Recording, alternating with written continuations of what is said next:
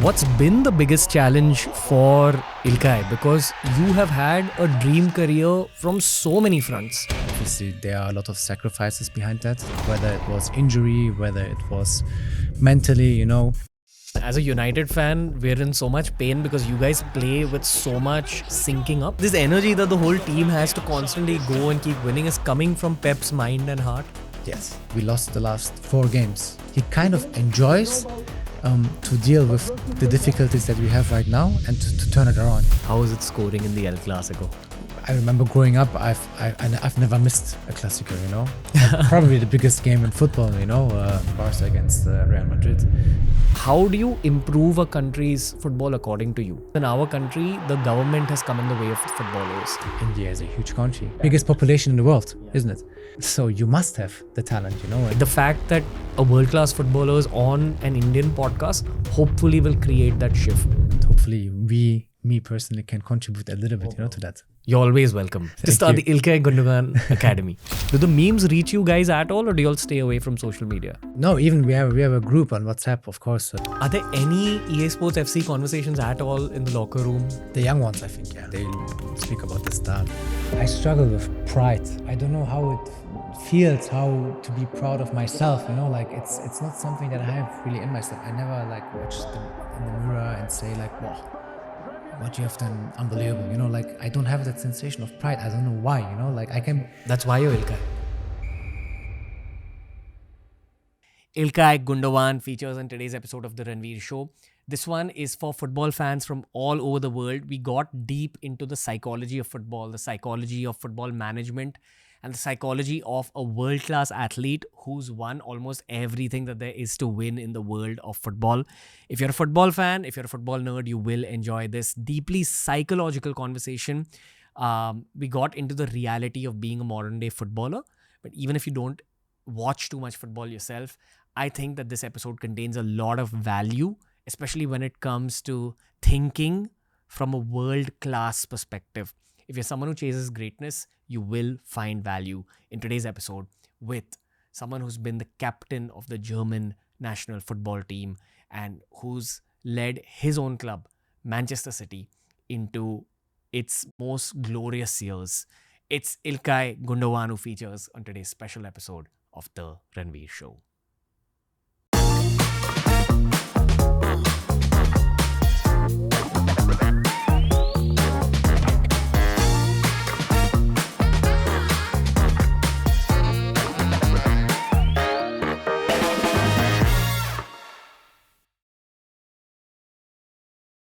Ilkay Gündoğan, I'm so excited to have you on India's biggest podcast. Thank you very much. I'm very excited too. How are you, brother? I'm good. Yeah, I'm very good. How are you? Great. Welcome to cold Manchester. Oh, thank you. It's really cold. The conversation I was having with my boys is, how do you guys train and play in this kind of weather? It's kind of easy. I mean, some even prefer the cold like that than the heat. I'm kind of in between. I'm not too sure. I like it when it's actually a bit raining, and the pitch is wet and the ball is quick, It's quite fun. But obviously, starting to wear hats for training or gloves, it's getting a little bit uncomfortable and the feet sometimes gets cold. But you just deal with it, I mean, everyone has kind of their challenges in their own jobs, and this is one of many for us. But it's fun. It's fun. I have so many questions for you because you're the first European footballer that we're hosting on the show. And, so many Indians have watched football all of their lives. And we have so many questions. So in India, we're all about deeper conversation. So don't mind the directness of the questions. I like that. Yeah, I like that. All right. Let's speak about the challenges. What's been the biggest challenge for Ilkay? Because you have had a dream career from so many fronts. You've led your country, you've played for the biggest clubs, you've won a treble. If someone's starting a player career on FIFA, they want to end with the kind of career you've had in real life. Yes, 100%. I mean, I achieved probably everything that I wanted, that I have dreamt of, as a child, teenager, whatever. I could have probably not imagined, achieving everything that I have in my career. And by saying that, I know also that obviously there are a lot of sacrifices behind that. There are a lot of periods that I struggled, whether it was injury, whether it was mentally, obviously you deal with a lot of downs as well. But on the other side, I appreciate that because I always say, when you go through these kind of down periods, you obviously appreciate the ups much more. You actually know how to appreciate them, obviously. And it's been up and down, throughout my whole career. But I wouldn't change a little thing, to be honest with you. I am the person that I am now here sitting in front of you because of the experiences that I had in my life. And obviously not all of them are always positive. But whether it's for my career or whether it's for my life, it always taught me something, and I always could get something out of every little thing that happened to me, and I use it. I try to apply it, into my life, and appreciate just the person that I am, but then obviously also the footballer that I still am, and try to use that for the rest of my life. Yeah. Do you know that you're one of the most loved footballers in the world? I'm not sure if that's a fact. I don't know. I mean, we do a lot of research for every episode, brother. And any Indian fan that I spoke about in this episode too, everyone just said convey our respect to him. We respect him so much. We love him so much. And I'm a Manchester United fan. I list you out as one of those players that plays for my rival club who I hate to love. So you've earned a lot of respect, like throughout your career, just because of your character. And you seem like a very sorted out guy. I feel like you have a lot of clarity. You're a happy person. Do you think that that's been the core of everything you've achieved? Well, first of all, I think that's worth a lot because earning people's respect, I think it's something that is a privilege, and that you kind of, that shows you that you are doing things in life the right way, and that's the most important thing, I feel like, to be a decent human being, first of all, whether you're a good football player or not, it's something else, but being a good person, I feel like in life, it's one of the main things. And this is, I have a small boy, I have a second one on the way, so that was also some sort of the sense of life for me, one day to have children, and to teach them what a good person makes special, what a good person is about, and obviously to leave something one day when I'm not in this world anymore, and again, I feel like that's the sense of life, and that's what drives me as well, always try to be a decent person, be honest, be direct, obviously don't try to break people's heart, try always to be a person that is respectful, and to earn that respect on the other side from other people, obviously shows me that I'm on the right path, and hopefully I have many more years to live and many more years, to gain respect, but then also obviously to give respect to people. Yeah. Are you aware of the respect you have globally? And probably another question is the world of footballers generally aware of the kind of impact they make globally in India, Indonesia, African countries, South American countries? Are you guys aware of it? I think we are aware of the attention, obviously, that we get, that football gets, especially on that level, that we are playing right now, especially in a club like Man City, or I don't know, last year in Barcelona. Obviously, there's a lot of attention, for the football team, for the football players, from fans all over the world. That comes also with success on the other side. And of course, it's a responsibility as well. The more people look at you, especially, young kids, young children, growing up, looking up to you, you want to obviously show your best side as well, not just as a football player, also as a human being, So again, there are a lot of responsibilities coming with it. Some are a little bit more aware of that, some are less. But me, I was always quite aware. But honestly, even if I would have not got the attention that I got throughout my career, I really believe that in life, what goes around comes around, and what you give, you get sooner or later back. Karma, Definitely. And this is how I live my life, you know. And maybe in the short term, you don't see, you know, like things getting back as a reward. But I'm very confident and sure that in the long term, and even my experience so far in my life has shown me that that in the long term, you know, if you do good, good will happen to you as well. Yeah.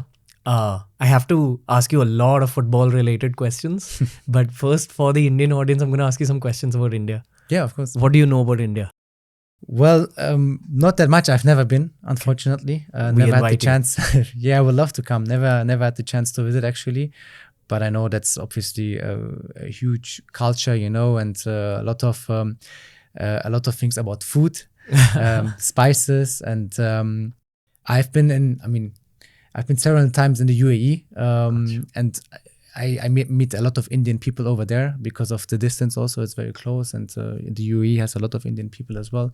So I get to know the culture a little bit, but I couldn't make it to India so far. So you look a little Indian, bro. I could, yeah. You could be my brother. Yeah, we could be brothers. Yeah. We are brothers, bro. Your brother's gonna take you across India. No, I would love to visit one day. 100%. Yeah. What do you want to see there? I want to see. We've just spoken in the car now. The Taj Mahal. We would love to visit, but I would love to see also. You know, I love food, so food is a big thing in my life and my culture as well. And I would love to see all, you know, the street food, you know, and what's happening there, and meet people, you know, and just have walks, you know, through the streets, you know, of the city. I'm very easygoing guy, you know, so I feel like that's when you really get to know, you know, the culture, the people, and really have a taste for it as well. Yeah. We're happy to take you around, and we What do you think? Where I should come? Where I should come to? Which city is the city to go? It's probably Mumbai. Depends on why you're coming. If you're coming for food, you go to New Delhi. That's the best Indian food in the world, and nothing comes close. But you know, you were speaking about karma some time ago. Yeah. So India is one of those countries where if you actually explore it, some cities are built in such a way that will make you question a lot of things. Oh, really? So, yeah, like there's a lot of just spiritual conversation everywhere. There's a lot of places where you become very reflective when you go to the mountains and all that. Okay. It's just got a very deep history.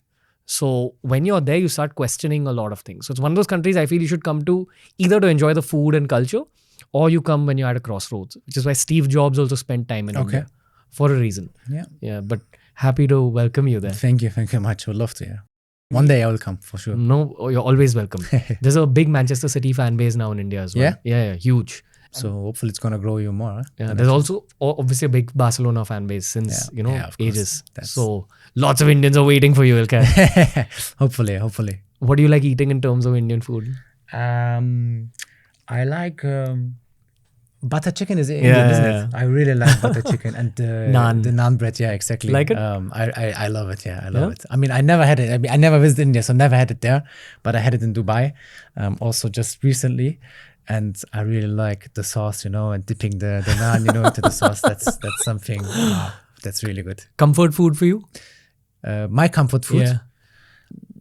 In general, I really eat a lot, actually, also pasta, to be honest.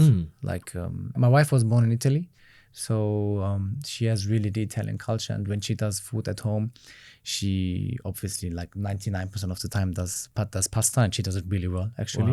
Wow. But then also, obviously, for us football players, you know, carbs before the game, especially, very important, you know, to gain energy.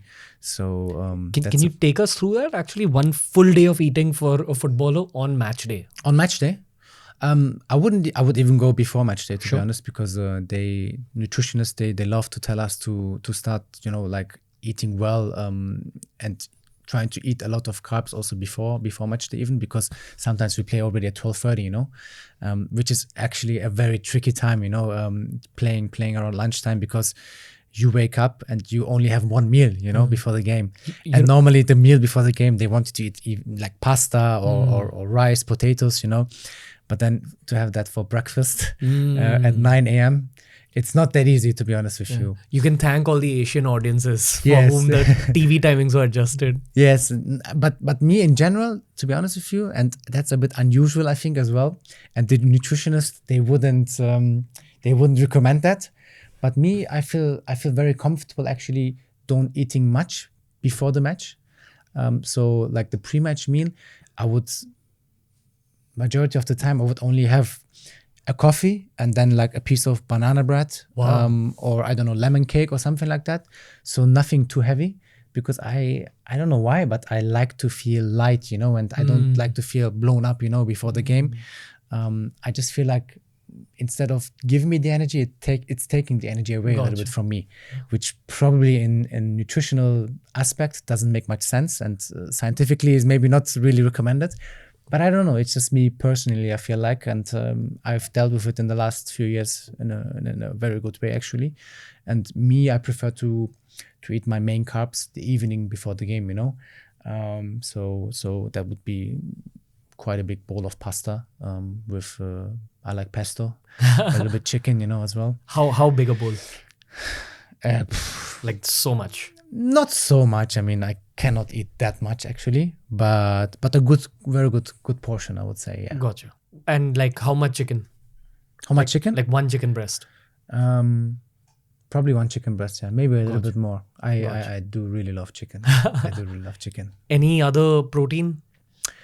Not really, to be honest. My main protein, I would say, is chicken actually. Gotcha. Which I eat quite a lot. No kebabs. Kebabs. Unfortunately, in Manchester, we have a couple of places that are okay. Okay. But as you know, I was born in Germany, and in Germany we have a huge Turkish community. Right. So obviously we have a lot of really good kebab places, and normally everyone Turkish, that was born in Germany or grew up in Germany at least, he has like his main kebab place, that he usually always used to go. So obviously, so do I. But I'm so busy. We are so busy, playing. I think your diet is a part of your professional life, pretty much, right? Yeah, of course. But then also on the other side, obviously, sometimes, you like to eat also, chocolates or, like sweets, Sure. like it's something that, I mean, as long as the balance is fine, And you said that one pre-match meal is the pasta and chicken. I'm assuming that's what you do for another 2 times in the day. Like some carbs, some protein. In the mornings, I prefer to eat a bit lighter, like not so heavy. I would have maybe a piece of toast or something, but then more like a little bit of eggs, a bit of avocado maybe, and that's really it. And then for lunch, it depends sometimes. Like sometimes I would go for a pasta maybe as well, or some potato, Gotcha. with chicken or rice. But sometimes also only vegetables, vegetables with a little bit of meat, maybe a salad, But in between, I have a lot of coffee also. Black coffee? Yeah. I would say in the mornings, a cappuccino. Gotcha. And then after that, only like espresso. But several espresso a day. So how many before a game? Before game, a couple of espresso. And I think. it helps your mind. I don't know. I just feel good with it. It gives me a bit of energy, makes me awake. Caffeine. Gotcha. But also just to enjoy. I love just have a quick espresso. Like that's something that I really enjoy. Like with maybe a teammate sitting. At the training ground or at home with my wife also. I just love it. Who's your best friend in the City team? My best friend in the City team. Who I spend a lot of time with, like talking and having conversations and also drinking espresso with is Stefan Ortega, Gotcha. our second choice goalkeeper, because he is German as well. So, and he just got his first call up also for the German national team right now. So obviously there's a connection, we know each other a little bit from Germany, played against each other a couple of times. And when he joined City, we instantly had a good connection. But to be honest with you, we have really good guys in the team. I get along with a lot of players, with most of the players actually.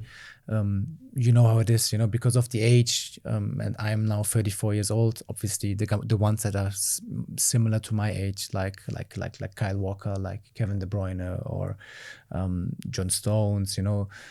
These guys are all like more or less my age. Some obviously a bit younger, but more or less my age. So they have the same experience, in their lives, in terms of football as well, playing. Conversations are more relatable? Definitely. I mean, then we have a lot of players, they are young, just come up, from the youth team, 18, 19, 20 years old, 21 years old. So obviously it's a little bit different kind of communications, different kind of conversations. But I have to say, we get along quite well with everyone in the team, yeah. The boys your age, you spoke about KDB, Kyle Walker, John Stones, that batch. What are your conversations like, if you don't mind me asking now? Generally speaking, what do you guys talk about? Do you talk about life? Do you talk about investments? Like, I'm also roughly the same age. And I think you need to seek out friends your age at every stage of life. So what are your conversations like?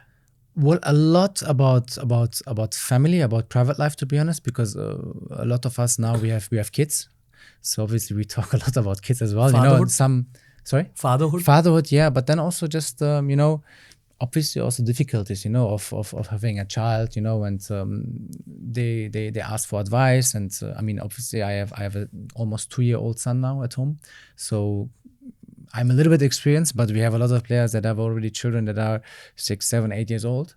So they're in a different place, and they can give good advice as well, how to deal with different things. A lot of newborns now, a lot of people pregnant.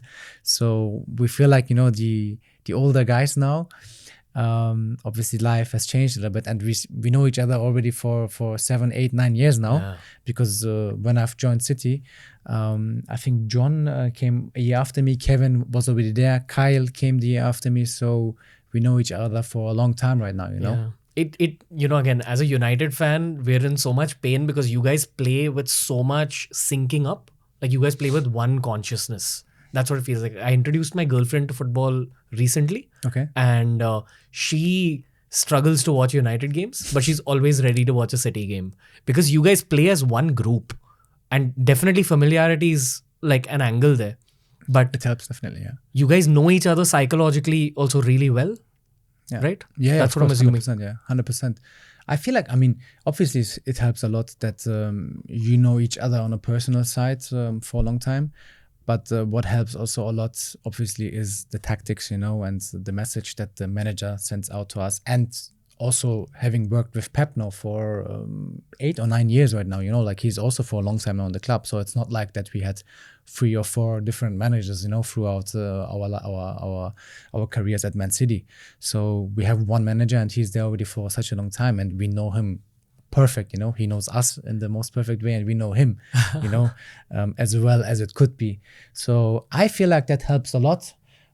You have to find sometimes, like that hunger again to go again every year, because to be honest with you, I feel like winning first is obviously difficult, especially in the Premier League. But winning so many times, year by year, back to back, I feel like is so challenging. And you guys are going to be remembered as a historically important team. I think so too. Yeah, I think so. Also the different amount of seasons and the different ways of winning the leagues. I feel like it's already something historic, like we were the first team to achieve 100 points in the league. Now I was not here last year, but winning the Premier League 4 times in a row, it's remarkable. Winning the treble, the only team after Man United did it, like in English history. I just feel like that we have done a lot, to be remembered in the future, which I personally don't like really to think about, because I love to live in the present, and love to, still keep going, for everything, which is already tough enough. And then maybe one day, when I'm retired, I don't know, when I lie somewhere, in my house, hopefully at the pool or something, I can maybe think about it, and I can like be proud, and just remember, maybe sitting with friends and family. But from now, I still have a lot of things that I would love to achieve, with this special team and special club. Yeah. Or when you're in India eating butter chicken in the Himalayas, we'll talk about. Oh, this, yes. Yes, 100%. Okay, but you said that the main challenge right now is to keep that hunger going every year, yes, right? 100%. That everyone has to play at like the best level.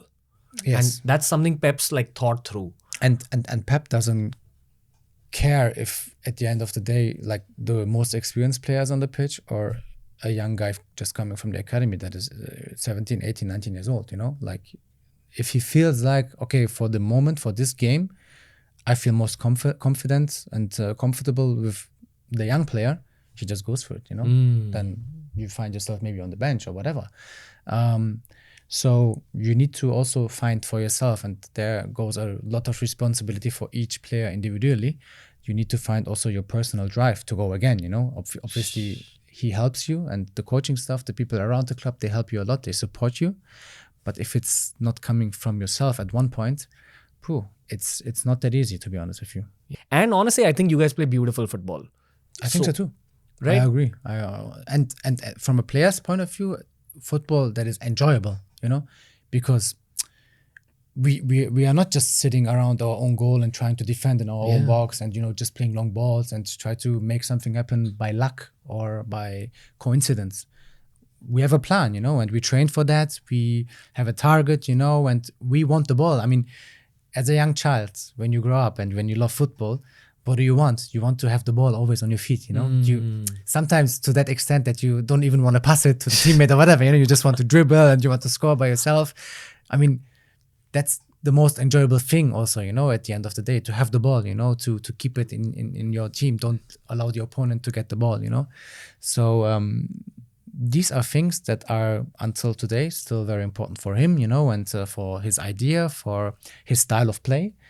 And he prefers, and he said it already himself a few times, he prefers to die, with that philosophy, to go under with that philosophy, to lose, than trying to change it, and make his team play something that is not his identity, that he doesn't want his team to be the identity, And I get that, to be honest. And that's maybe also a reason why when I came first, the first couple of years, maybe we struggled a little bit because there was some sort of adaptation time. But I feel like once the team gets it and clicks, and everyone is behind that idea, this can be also quite unstoppable, which everyone else has seen, over the last few years. Yeah. Something tells me you're going to become a manager at some point. You have that kind of mind. You've worked with Pep now for 7-8 years? 7 years in my first period, and when I came back, this is my 8th year now with him. Okay. So you know him on a personal level as well, right? I would say yes, I know him. Yeah. I have a couple of questions. One, at least for the senior guys like yourself, does he let you guys into his own head and heart, or does he keep that distance as a leader? And the second question is, what have you gotten to know about his head? Why is he chasing greatness so much at this stage of his life? Well, I mean, the second question, I just feel like I haven't seen anyone, dedicated to his job, to his profession, to his responsibility also in terms of, making the team, the club successful as much as Pep. I just feel like that this I don't want it to sound negative, but in some way also a little bit obsessed, with winning, with, enjoying also, the way that we play, and enjoy, the process, the whole thing, also with its downs. So I feel like, also even that period right now, but I see in him, like that he kind of enjoys to deal with the difficulties that we have right now and to turn it around, and to make it better and to make us successful and to make us winning again, and I feel like his brain is constantly working, constantly thinking, constantly reconsidering, about everything. And I mean, I didn't have that many managers in my career so far, but, compared to him, I just feel like that's something unique. Obviously, the other managers, they all had also big qualities, and they have this as well, of course, otherwise they would have not been successful. But I just feel like that Pep is still a little bit unique and special, in that sense. And I think just the drive, that he has, it's just incredible. I really want to know what happened in Pep's childhood. Like, how did he become this guy he's a legendary midfielder at Barcelona.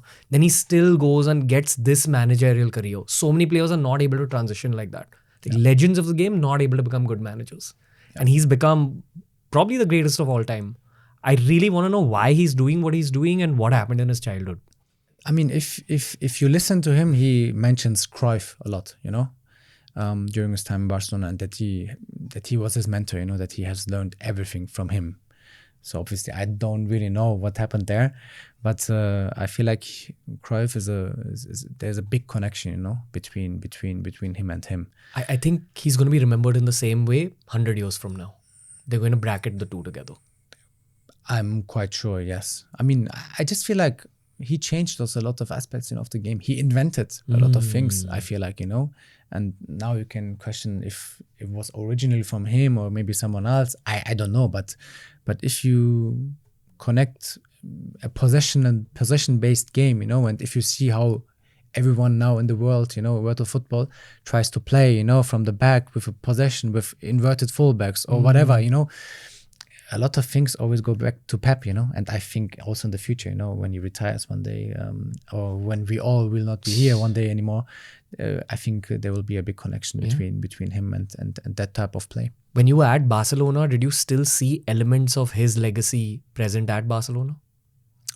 Yes, the way we wanted to play, you know, last season, obviously very similar, you know, to the way that I've played at City under Pep. I feel like just in general the identity, you know, of Barca is that type of football, is that type of that type of game, you know, and that is something probably that was there before Pep, and Pep obviously has gained from that, but then also like he kind of changed maybe certain aspects, you know, and readapted to the modern type of football, and that's something very unique, I think. Yeah. You want to talk a little bit about La Masia? After playing at Barcelona, we all know about La Masia, and now it's iconic and it keeps producing these talents. Yeah. But when you play there as a player and you're playing with these young upcoming talents, what do you learn? And you were an experienced player at that point. Like, why are they able to produce this constant stream? Again, I just feel like it's also their identity, you know. And if you look at history, you know, they were able to produce the best footballers that the world has seen, probably. And so many aspects, you know, to these boys coming up from La Masia, and in the past and right now as well, you know. And I could already see, I mean, with Lamine Yamal last season, I think it was quite obvious at one point, but even someone like Pau Cubarsí, you know, and I remember speaking to someone, I'm not sure who it was exactly, if it was even maybe Xavi, you know, or one of his assistants, but it was one of his assistants from Xavi, the fitness coach. And before Pau already started playing, you know, in the first team, you could see already in training, you know, that he's really good, you know, in what he's doing. And I was first surprised because I didn't know him when I joined, and I thought he's already 20, 21, you know, like, because he made very mature, you know, he looked like a very mature character. Decision making of a 25-year-old. Yes, and I think also that's the way he's playing, you know. And when they told me he was 17, just turned 17, I was shocked. I was surprised, to be honest with you. And I feel like there's something, you know, in La Masia that is very special, and in the way that these boys they grow up, you know, and they learn. I don't know what exactly, because I haven't seen it, you know. I have just seen the products at training. There's of this Masia. chamber that the boys walk into and come out like that. maybe. But obviously, if you look at Barca's history, there was always the team was always, you know, a lot of boys from La Masia, and then some more experienced players, you know, whether it was Spanish, Catalan, or foreign players. And that mix, I feel like, always made Barca special, you know. And La Masia is a big piece of the identity of Barcelona. Yeah. How was it scoring in the El Clásico? Well, it was nice until we unfortunately lost that game. I mean, obviously, it was my first Clásico that I've played. If you don't count the preseason one that we had, first El Clásico, and obviously scoring was an amazing feeling. I wish we would have won that game, because I feel like we've lost it in a very unnecessary style, you know, and that was a little bit the frustrating part that day. Did your perspective on El Clásico change after playing in it? What did you learn? Not really. I mean, I remember growing up, I've never missed a Clásico, you know, because obviously probably the biggest game in football, you know, Barca against Real Madrid. So I remember several Clásicos watching, you know, and always being behind the TV, you know, and enjoying and playing actually in it, you know, for the first time was a very special feeling. Still I will keep watching them, from distance. I've watched the last one now in Madrid, when they won 4-0. So it's one of the biggest games in football, that you can watch. Yeah. Do you play FIFA at all? Not anymore. I play Football Manager. I like playing Yeah? Football Manager. Yeah. Why Football Manager and not EA Sports FC? I mean, first of all, I feel like, being on the PlayStation, being behind the screen, I don't have that much time anymore at home when I'm home. When I travel, it's easier, to be on the laptop and to play. But then with Football Manager, there are a lot of more aspects, than just, putting the first 11 and play. So there's tactics, there's stuff, there's certain elements, of the game that you have to take care of. Do you think it's an accurate representation of reality? I don't know 100%, but I think it's quite close to it, actually. Wow. I would say. Obviously, I don't know much about like sponsorships, or I don't know, infrastructure and all these things that you can also influence on Football Manager. But I know a lot about the football side, the tactical side, players side, and I feel like it's not reality, but it's coming close to it, and that's why me personally I enjoy it a lot. And I know that for a fact that a lot of other football players, they play it as well, and it's a really good game. Who else plays it, if you don't mind? I mean, I've seen on Instagram Antoine Griezmann playing quite a lot. To be honest with you, in our team, I think I'm the only one playing. Okay, the other guys are EA Sports FC guys. The other guys, a lot of them, they play either that, but I think even more. How do you call that game? Fortnite. Not Fortnite. Call of Duty, yeah. Call of Duty. Gotcha. Yeah. And me, I never played Call of Duty or Fortnite. I was never really the type of guy playing that games. Only GTA maybe sometimes. You're such a good guy, Ilkay. Why? your bad boy must be coming out in GTA. In GTA? Yeah, maybe, yeah. No, I started actually playing it after a long time again. I used to play on the computer, back then, I don't know, 10, maybe 15, 20 years ago.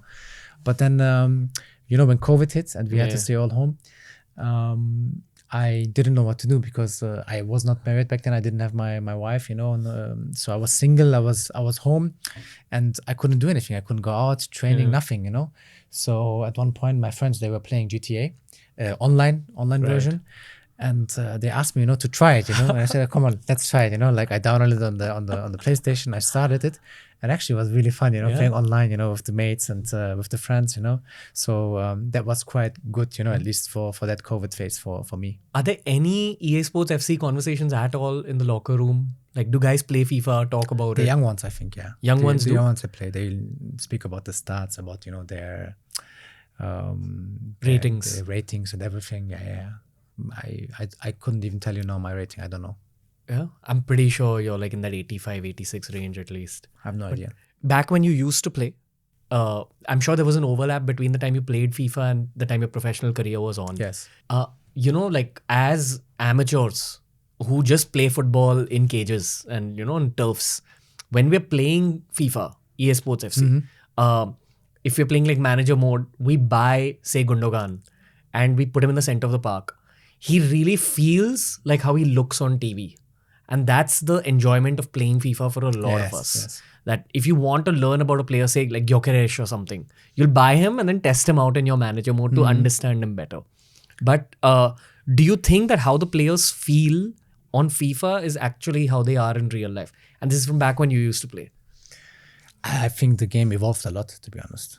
I think it became much more realistic also, when you see the graphics, see how the players, they look like, and I remember they didn't do it this year, I think. Maybe I was not there yet, but they used to come always in the beginning of the season or even towards the end of the season before, I think, for the next game, to take like all these shots, with all these cameras around you, So obviously to integrate that into the game and to make you look realistic, And that has evolved, I think, massively, And now they have also, I think, these game dynamics, or I don't know how they call it, like that are similar to the way a player runs or moves or turns, So no, they evolved the game a lot, and I think that's also a reason why a lot of players, they enjoy it that much, because it's so realistic for them, and that's the whole point of the game also, isn't it? So making it an experience that is as close as possible to reality.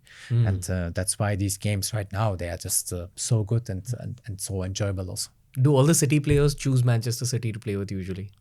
Or it can be any team? I doubt they do. I don't think they choose maybe another Premier League team. But I mean, we have a lot of foreign players, so they would probably choose a team from their home country, you know. Gotcha. Like me as an example, when I play Football Manager, I choose like one of my former clubs, you know, that is like now in Bundesliga 2 maybe or something, you know. So Gotcha. I can get promotion, you know, and make them big again. That's how I like the game. The storyline. Yes, exactly. I don't know how it works in EAFC. I think they call it right now, don't they? I don't know how the players choose their teams, to be honest. Do you still follow Bundesliga closely? Yes, I do. Yes. Yeah? Yes. You've played with these guys now, so I'd love your opinion because, bro, honestly, even in your game, your brain really comes through. Like if anyone's watched you for many years, you're a very intelligent player, which is why I'm asking you these questions. But could you like break down, I mean, and it's not fair to compare, they're both great players, but Jamal Musiala and Florian Wirtz, they're both world beaters. I think they're both world class. Yeah. They play in a very similar position. At least very close to world class, minimum. Yeah. Sorry? At least they are very close to world class. I don't know. Maybe they are not yet there, but they could be the best in the world in a short amount of time. Yeah. And that gap between where they are and being world class is about mentally coaching them and life decisions. I feel like it's just maybe proving themselves a little bit more. You know, I feel like they're still very young. And I mean, especially Jamal maybe has done a bit more than Florian because he played for a little bit more on that high level, you know. So I feel like when you want to be there on top, you know, and want to be remembered as the world's best one day, I just feel like it's necessary to win the Champions League, first of all. I feel like that's a very big one. And Jamal, of course, has already played a few years right now in Champions League, but hasn't won it yet. I think for Flo is now the first season with Champions League competition with Leverkusen. So I feel like, you know, to be there every single year, you know, and at least try to compete to get into the semis or the final, you know, and win it at one point is unavoidable, you know, to be world class, one of the best.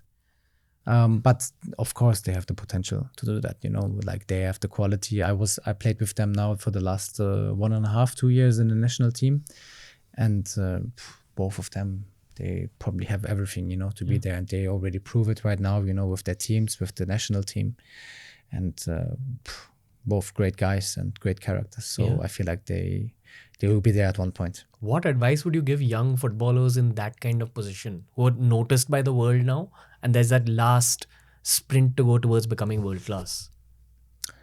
What I would say, I mean, it's difficult for me because I was probably never in that situation. I mean, I was not as good as them when I was 20, 21 years old. So I don't know how to deal. But you're one of the most decorated footballers. You're one of the most experienced footballers.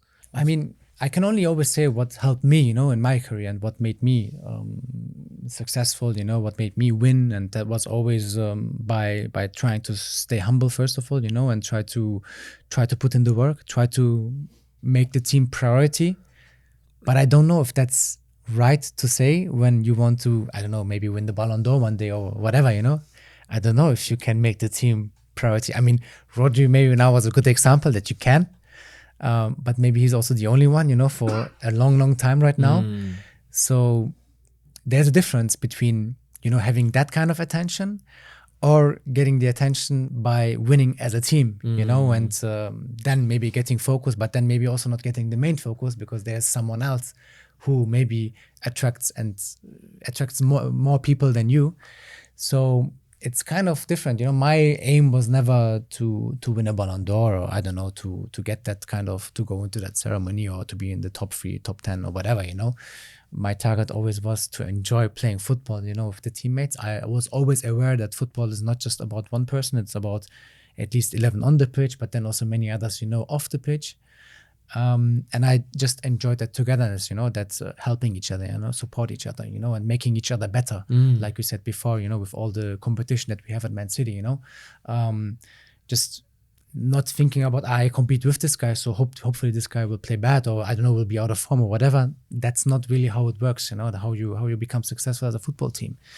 But on the other side, because I was maybe not so focused on like these individual things, I was never really there, you know. Maybe I was also not good enough, to be honest with you, and that's also something that I'm aware of. That's your humility speaking, brother. No, but I never paid attention to that also, you know. I put it always, you know, like you know, second or third or fourth, you know. My aim was always, you know, to have fun as a child, you know, to enjoy the game, and that's not possible for me the way I play without good players, good people around me, you know. Okay, fair. You know, I was talking about Turkey to you before the podcast started, and I'm sure you're a little bit familiar with Turkish football as well. Yes. And then you're familiar with German football, obviously, and then the EPL. And there is a gap in those three levels. Like the EPL is right up there. Yes. Then Bundesliga, then Turkey. And I'm also asking you this from an India perspective. Okay, because in our country, the government has come in the way of the footballers. The bureaucracy has come in the way of the footballers a little bit. And I've had the Indian team captain on my show. He is a great guy. He had played in Norway for a bit. And I feel like he was the one talent who could have actually gone global, but he didn't get the right support from the government. Okay. So the question I have for you is, if I tell you, hey Ilkay, take over the Turkish Football Federation and take them to the level of Germany. Or I put you in Germany and I say, okay, take it to the level of EPL. And I'm asking you this so that I can gain something to take back to India for Indian football. How do you improve a country's football according to you?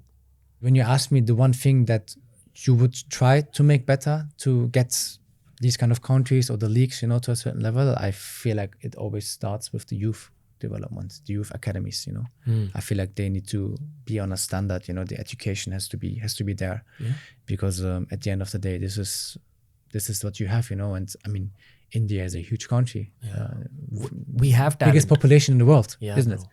So you must have the talent, you know. And even when you don't have the football culture as a number one, you know, you have other sports that are maybe more important, which was similar in the US, to be honest with you, a few years back, because they had so many sports on such a high level that kids didn't prefer to play football or soccer. They prefer to play basketball or even American football, you know, or baseball. But I feel like now it's growing a little bit, you know, because of the attention, obviously, also that they get for the World Cup in 2026. But even now, when you go on holiday, and have heard about several people saying that the kids in school now, the main sports that they start to play right now is football, is soccer. And I feel like it starts there, you know, to create a culture, you know, a certain culture, to make the kids love the game, to have good academies, you know, obviously for the best possible education. And then this is a process, you know. This is something that will take a generation at least, you know, to get there. In your age group, the Belgian generation came out of the blue. Something had happened on the school level. I think that's what's needed. Probably, must have happened. I mean, obviously also for such a small country like Belgium, you know, to produce that amount of talent, you know, there must be a culture, you know, a football culture.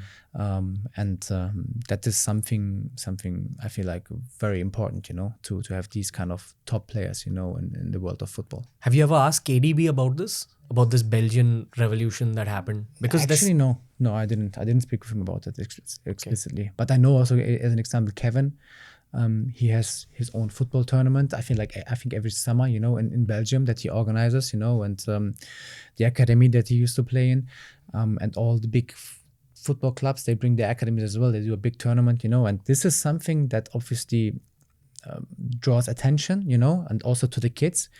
And of course, it's special, you know. Imagine all these kids playing against the academies of Man City, of Barca, of Real Madrid, you know, and I feel like that helps a country a lot, you know, to create that football culture as well, you know, to make the kids love football and to make them go to school or to the local football teams to play the game, you know, and to enjoy it and to evolve in that, to develop, you know, and to become real talents at one point, and to get the education that all these Belgian football clubs that play in the first division, you know, or even second division, that they can provide for these kids. Whew. I have so many questions, even based on just what you said about systems, because that's what. So I've had two Indian footballers on the show, our captain and our centre back, Sandesh Jingan, Gurpreet Singh Sandhu. That's exactly what they said, that it needs to be a culture at the basic level. And the only way you can shift culture, unfortunately, today is through content in so many ways. Like the fact that a world class footballer is on an Indian podcast hopefully will create that shift. And we're doing Rio Ferdinand after you, and we might get someone else also on this trip. But it's like an effort from a football fan. My crew, they're all football fans. Yeah. We have to like make something happen for India, I guess. Yes, I think it's work of everyone, you know. And I mean, if you really do love football that much, and you make that kind of content, you know, and you draw that kind of attention also to the country of India, it will definitely help. You know, it will definitely help, and hopefully me personally can contribute a little bit, you know, to that. You're always welcome. You're always welcome to start the Ilkay Gündoğan Academy. Why not? What's happening in the Manchester City Academy? How are so many talents coming out, brother? I don't know. I feel like it's exactly what we spoke about. You know, it's the culture that has been created here over the last decade, I would say. You know, with first of all a first team obviously that's successful, but then also a club that knows how important also, you know, the development of all these academy products is. You know, and that gives players also chances, you know, to try to get into the first team, and even if not, the players, they know they can go anywhere else probably, and you know, will play a really important role in all other Premier League clubs. I had the chance actually 2 years ago for my coaching batch that I was doing. I had the chance to go to the under-16s team and to join them for a few sessions. And they treat them already like professional football players as well. You know, they get the education, they get the chance to go to school, you know, still, and come to training and enjoy the football, you know, and get training on a very high standard and a very high level. And even them, sometimes they come to train with us, you know, when we need some players. So I feel like it's a great experience for them. But that's something very special about the club as well. Yeah, I feel like there's some mentality coaching being given to these kids. There's just something different about the City Academy products. Phil, Cole Palmer, they're just very clear in the head. At least that's what it seems like watching them play. Is there some psychological training that's extra? Because why aren't academies in Europe producing this kind of talent? Like, what's happening that's different? That's a good question. That's a good question to ask, actually. And to be honest with you, I don't know. I can only talk about the education being on a very high level, the coaching stuff being on a very high level, the people around, you know, making sure that you get not overwhelmed also, because at one point this can be overwhelming, you know, when especially, I mean, I know for myself also, when I was not on that level like these boys right now, but when I was 15, 16 years old, I mean, you're still some sort of child, you know, aren't you? And I was going to school, you know, in Gelsenkirchen, and I was playing for Bochum, you know, which is like half an hour driving distance. So I was going to school, and I came back from school, and I had a couple of hours at home. I was picked up for training, went to training, did all the training, and was back at home for like 9 p.m. I think, and had dinner maybe, you know, and had to go to bed again. And again the next morning at 6 a.m. wake up and go to school, you know. And I had that five days a week, plus a game, you know, extra at the weekend. And maybe one day only where I had only school, you know, and I didn't have any training in the afternoon, so not all that trip. So I could meet my friends maybe, or I don't know, do something, you know, actually do something what a normal 15 or 16-year-old child would do. Tough Turkish mentality, brother. No, it's just it's discipline and sacrifice. Which I mentioned also in the beginning, you know, and you have to know that a lot of things that normal maybe teenagers that your friends will do, you know, maybe go to the cinema, you know, or I don't know, maybe hang out and just, I don't know, go out, I don't know, meet up, you know, and do things, go to the cafe or bar or whatever, or when you get older, I don't know, they go to the clubs or whatever, but you aren't, you know, you can't, you stay home, you prepare yourself for training sessions, for games. So it's sacrifice, but I never regretted, you know, all the sacrifice I did. It's the opposite. I really appreciate it, you know, also my youth, and I enjoyed it, and I enjoy where I am right now. It has been a ride, yeah. I was saving this for the end of the podcast, but I'm going to tell you at this point because I still have more questions. But I have to tell you something right now. Brother, you should be really proud of yourself. And like, I'm sure your family is really proud of you. And both your cultures are really proud of you. You know, that's a feeling that I struggle with pride. I don't know how to, I mean, I don't know how it feels, how to be proud of myself, you know, like it's not something that I have really in myself. I never like watch them in the mirror and say like, wow, what you have done, unbelievable, you know, like I don't have that sensation of pride. I don't know why, you know, That's why you're Ilkay. I can be proud of someone else, you know, of my son, of my wife, of my family, whatever, my parents, you know, the way they helped me also, you know, bringing me to training sessions when I was a small teenager, driving me here, driving me there, you know. I know what it took them also, you know, and the sacrifice that they made as well. But I don't have it for me personally. I don't know. I don't have that sensation. You're happy in life? I am happy. I feel like that a lot of my happiness depends on football, which is good and maybe sometimes not that good, you know. Results? Yeah, also. But also like just general feeling, you know, the way I am doing as well, you know, the way I'm performing, because I'm someone that thinks a lot, you know, that a lot of things are going on in my head, you know, and I feel like sometimes my family also has to sacrifice a lot, like lately also a lot. That when, I don't know, when we don't have good games, whatever, I come home and, you know, I'm in a bad mood, which is in some way normal, but it's not always easy, you know, to have that balance in between, because at the end of the day, football is in some way my life, but I don't want to make it also too important, you know, because I have a family also here, you know, they should be my main priority and my life on one side. So that to keep that in balance is something that I honestly sometimes struggle a little bit right now. Yeah. Do you ever cry because of the pressure? No, not because of the pressure, because of certain things that happen maybe in life, you know. Football related as well, yes, but more of course, you know, in terms of personal life, you know. How is the mental health of footballers generally speaking? Is it very subjective? It depends on the guy? Or is everyone living with a lot of pressure? No, everyone is living with a lot of pressure. I feel like some they are better in terms of allowing to get into that pressure too much. Some are not.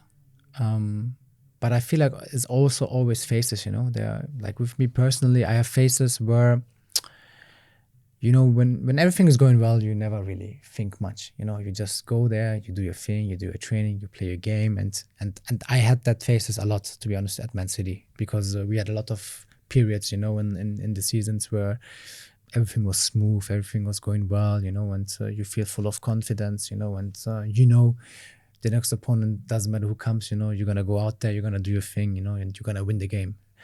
But then obviously sometimes you have phases that are not going maybe that well, you know. They say sometimes, the more experienced players, they should be able to deal better with that and this and that, which I don't agree always, you know. Like every situation is different, and sometimes you have periods, you know, that are also difficult, you know, and even when you are 33, 34 years old, you know, it doesn't change much. So there's not always a big difference between an 18 or 19-year-old and 33, 34 years old, because you allow that pressure to get to yourself, you know, and then it's still difficult to deal with it. Yeah. Do you pray or meditate? No, I don't. Okay. Is meditation a thing in football now? Because there's a narrative that Erling Haaland meditates a lot. I don't know if he does. I haven't seen him. I'm at least not in front of other people. And I mean, I feel like also when you do something like that, it's something that you do for yourself. Private. So you do in private. Exactly. I haven't asked him actually as well. I don't know if he ever mentioned, but I feel like it is definitely something that can help a lot of people. 100%. Psychologically speaking, how is he constantly upping his game? Do you see that in training? Also, because that's what it seems like on the outside, that he is getting better and he has deeper ambition. Well, he has his routines, and he's consistently, working on that and doing his thing, and he knows what he needs exactly, and what his body needs to stay fit and to be mentally also prepared. So he has a big drive also in himself, to get to go for it. And I think that's something also that you don't see many times, especially in players his age, because he's still very young, isn't he? So that's the reason also I feel like why he's so successful, because he combines, obviously the physical attributes that he brings with him, the strength, the power, with the work that a player at his age should put in, and the confidence and again the drive, and he combines that probably as good as no one else, in his age. So it's routines plus mentality of constantly wanting to challenge himself. Yes, and this is at the end also what football is about. You have to be consistently good to be one of the best. And coming back to Jamal and Flo, we talked earlier on, I think consistently a few years back to back, performing on such a high level will boost them to the top of the world. Who's the funniest guy in the team?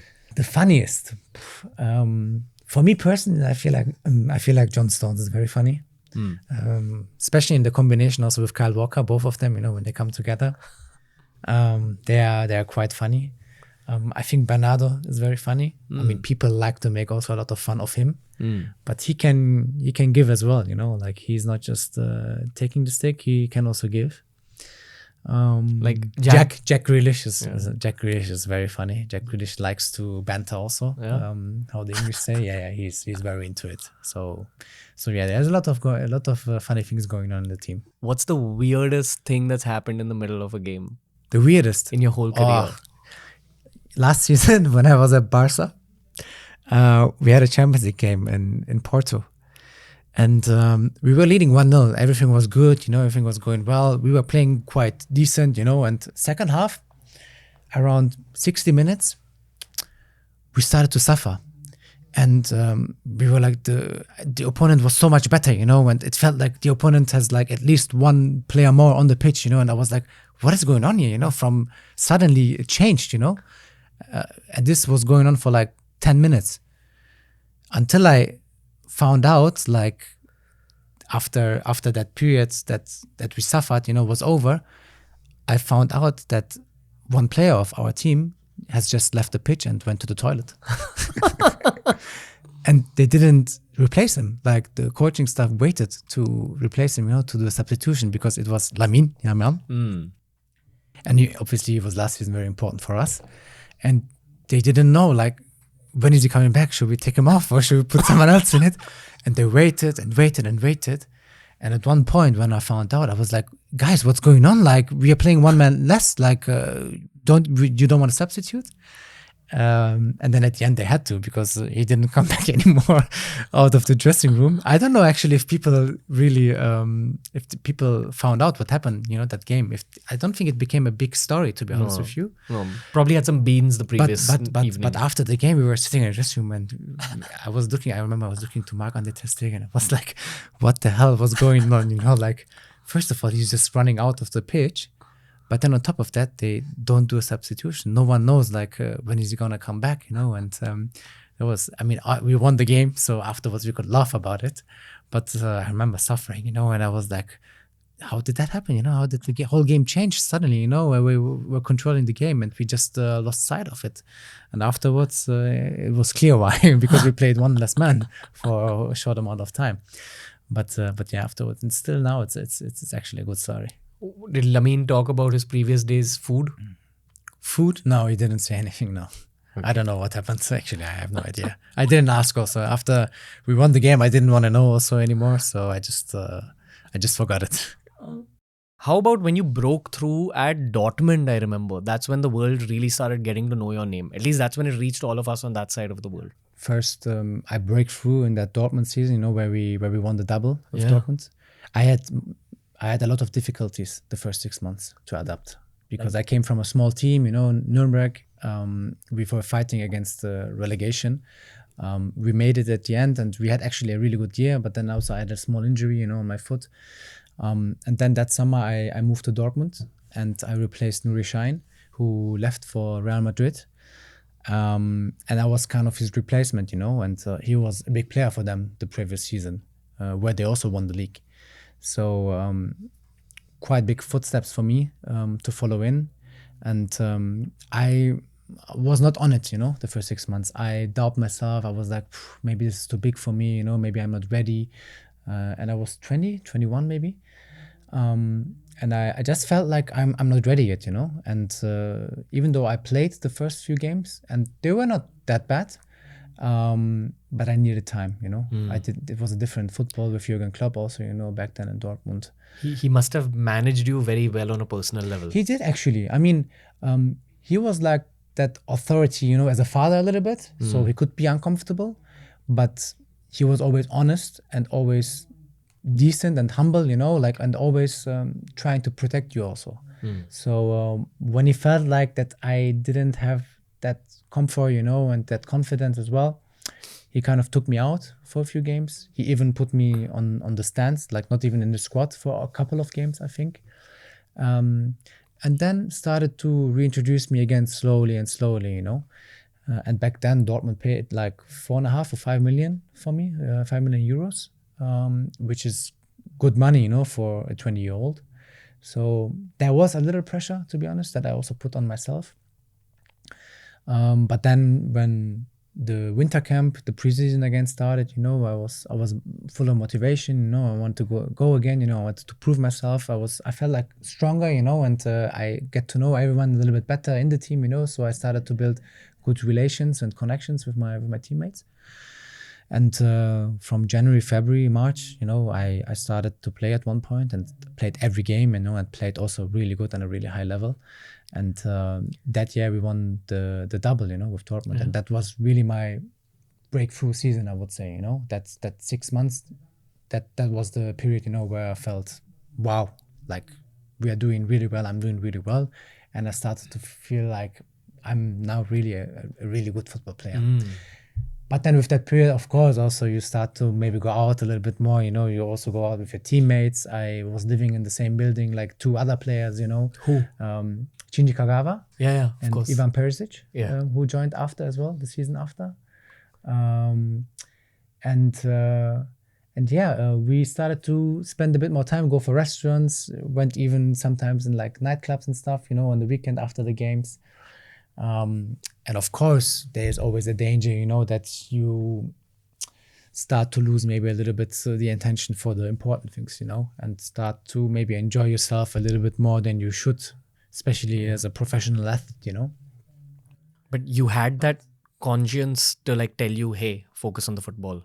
Yes, I always had it, and even though I liked, and I still like to enjoy, but I was always aware that it takes more to be a good football player, than just go for training and go home. Sure. Like you have to do more. You have to put more effort. I had to learn it in some way, also the hard way. Yeah.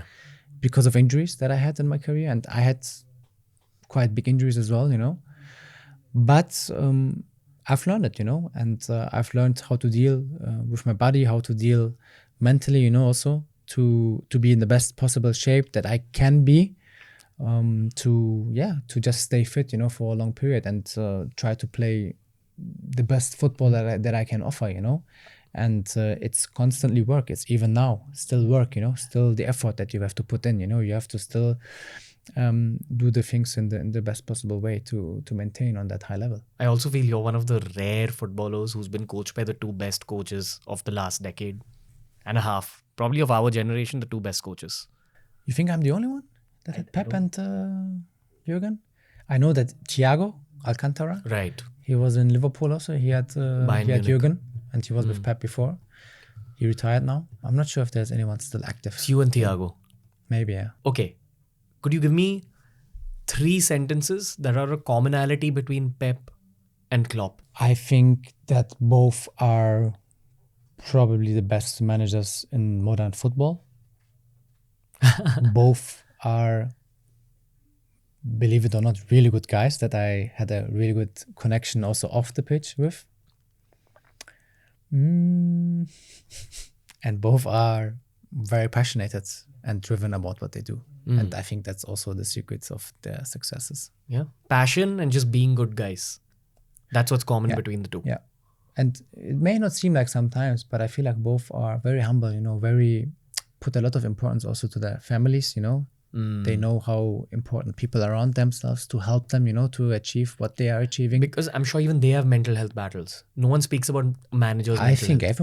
everyone has, Yeah. Whether you have a normal job that you go Monday until Friday, and working, or you are one of the best managers in the world, or you are a football player, I think everyone is dealing with difficulties in their lives.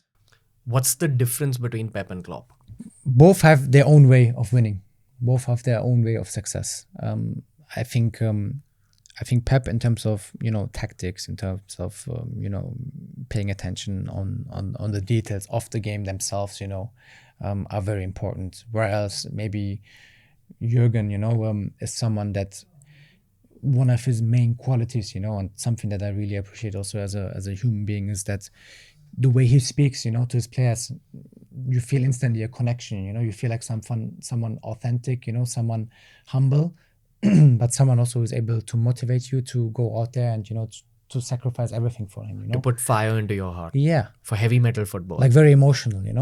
And I'm not saying that Pep is less emotional or not emotional. Like it's just on a very different standard, obviously on a different level that I'm talking about right now. I mean, without emotion, passion, both would have not achieved what they have achieved. And when I say that Pep is tactically a genius, that doesn't mean that Jürgen is not. It's just something different, a different mix, of things. I would say a different portion of mixes, because at the end of the day, to get there where both were, or where they still are, you need a little bit of everything. If you don't have something, you can't be there, and consistently also be there. So I don't know. It's very tough to explain. I hear you. Ilkay, I can go on for hours with you. You're one of the easiest people to talk to, but we're at the end of this episode. I have to end with a saying that we have in India. In India, it's said that it's very easy to gain money or fame in life. It's very difficult to gain respect. And you're a footballer who's gained respect all over the world. You're genuinely one of the least disliked footballers, which is a very difficult thing in your world. Brother, I don't even have to begin talking about how good you are as a footballer with the technicalities. But I think in the long term, people are really going to miss you after you're gone. And, people know the guy you are just by seeing you so much over the years. That's the beauty about football, that you get to learn guys as characters. And you just have a lot of love coming your way from all sets of fans. It's not just City fans. Rival fans like us also love you, respect you. And I hope that everything in your heart ends up happening and you keep going further towards peace and you have the best bowl of butter chicken with me. Hopefully, I know. I appreciate you saying that. And thanks also for making me having an appearance on your podcast. I enjoyed it a lot. Pleasure, and bro. Sending all India my best wishes, best regards, and hopefully see you there one day. Yeah. If you could look in the camera and just say Namaste India. Namaste India. Beautiful. Okay. Thank you, my brother. Thank you, my friend. Appreciate it. Thank you. Hope you had fun. Very much. Yeah. Thank you. Thank you Thanks. much. That was the episode for today. Ladies and gentlemen, there's going to be a lot more footballers who will be featuring on the podcast very, very soon. Stay in touch with The Ranveer Show. We're an Indian podcast which intends on going global over this 1 year. We've already had one shoot schedule in the UK, shot about 10 podcasts, 2 of which were related to football. But a lot more sports-oriented podcasts are coming your way. We've also covered cricket in a huge way on this podcast already. If you enjoyed this deep psychological conversation, I nudge you to check out the entire library of podcasts that we've been creating over the last 5 years. İlkay Gündoğan, as I said on the episode, is someone who I respect deeply. And this kind of psychological analysis that we went about in today's episode was just my way of saying thank you to not just him, but every world-class footballer who has inspired me and inspired football fans globally. If you're a global listener, if you're a football fan, there's a lot more coming your way. Send in your comments. I'd love some kind of feedback on this new genre that we've begun on our podcast. Lots more footballers will be featured on the Ranveer Show this year. Thank you for your support. Thank you for listening in. Feel free to pick up clips from this podcast and upload it onto your own Instagram and TikTok pages. Ranveer and the team will be back very soon. This was a great day. Thank you, guys.